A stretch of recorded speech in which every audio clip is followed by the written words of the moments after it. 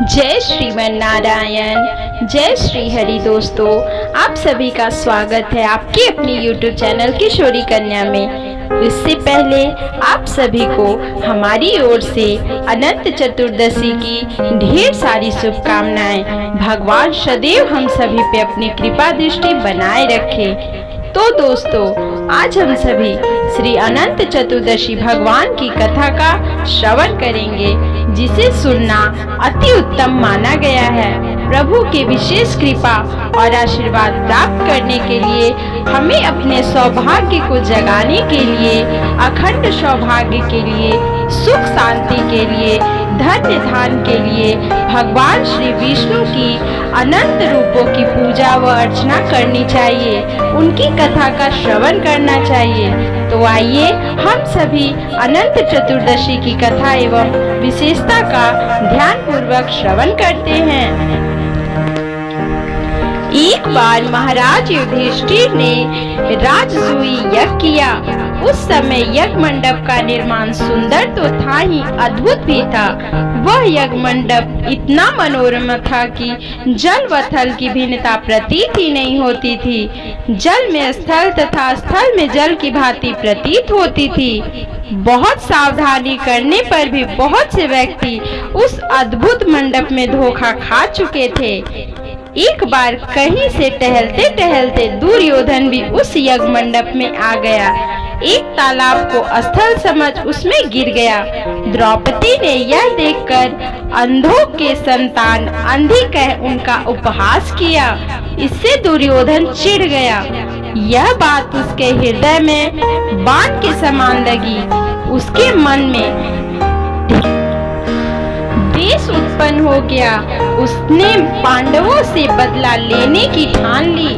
उसके मस्तिष्क में उस अपमान का बदला लेने के लिए विचार उपजने लगे।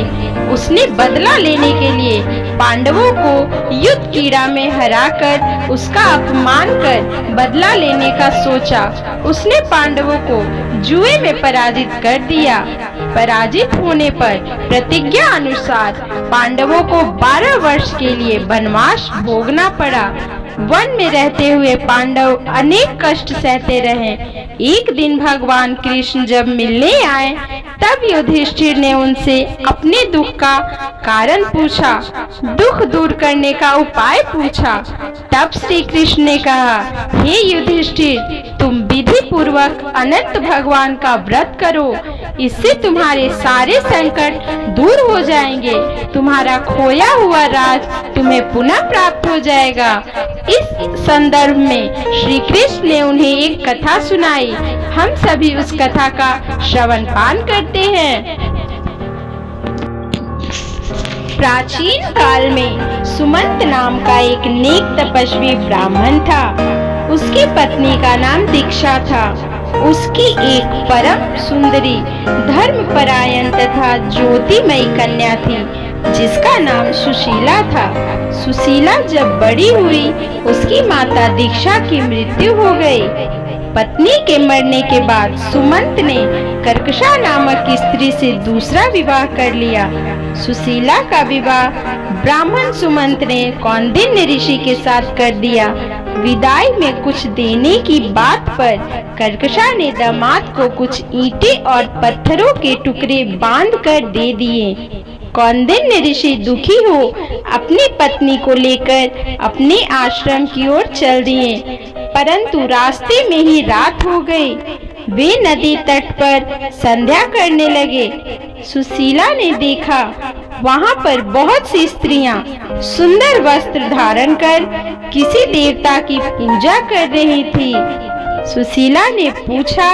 उन्होंने विधि पूर्वक अनंत भगवान की व्रत की महत्ता बताई। सुशीला ने वहीं उस व्रत का अनुष्ठान किया और 14 गांठों वाला डोर हाथ में बांधकर ऋषि कौंडिन्य के पास आईं। कौंडिन्य ने सुशीला से डोरों के बारे में पूछा तो उसने सारी बात बता दी। उन्होंने डोरों को तोड़कर अग्नि में डाल दिया। इससे भगवान अनंत जी का अपमान हुआ। परिणाम स्वरूप ऋषि कौंडिन्य दुखी रहने लगे। उनकी सारी संपत्ति नष्ट हो गई। इस दरिद्रता का उन्होंने अपनी पत्नी से कारण पूछा तो सुशीला ने अनंत भगवान का डोर जलाने की बात कही। पश्चाताप करते हुए ऋषि कौंडिन्य अनंत डोरों की प्राप्ति के लिए वन में चले गए। वन में कई दिनों तक भटकते भटकते निराश होकर एक दिन भूमि पर गिर पड़े। तब अनंत भगवान प्रकट होकर बोले, हे कौंडिन्य, तुमने मेरा तिरस्कार किया था, उसी से तुम्हें इतना कष्ट भोगना पड़ा। तुम दुखी हो, अब तुमने पश्चाताप किया, मैं तुमसे प्रसन्न हूँ। अब तुम घर जाकर विधि पूर्वक अनंत व्रत करो। 14 वर्ष व्रत करने पर तुम्हारा दुख दूर हो जाएगा, तुम धन्य धान से संपन्न हो जाओगे। कौंडिन्य ऋषि ने वैसा ही किया और उन्हें सारे कलेशों से मुक्ति प्राप्त हो गई। धन्य धान वैभव से भगवान श्री अनंत ने उनकी सारी मनोकामनाओं को पूर्ण कर दिया। श्री कृष्ण की आज्ञा से युधिष्ठिर ने भी अनंत भगवान का व्रत किया, जिसके प्रभाव से पांडव महाभारत के युद्ध में विजयी रहे, चिरकाल तक राज्य करते रहे। इस प्रकार दोस्तों, हम सभी ने अनंत चतुर्दशी की कथा का श्रवण किया है, जिसे सुनने मात्र से हमें भगवान की कृपा प्राप्त होती है और हमारी सारी मनोकामनाएं पूर्ण होती है। जय श्री हरि, जय श्री हरि। अगर आपको हमारा यह कथा अच्छा लगा हो तो चैनल को सब्सक्राइब करें, लाइक करें एंड ज़्यादा से ज़्यादा शेयर करें।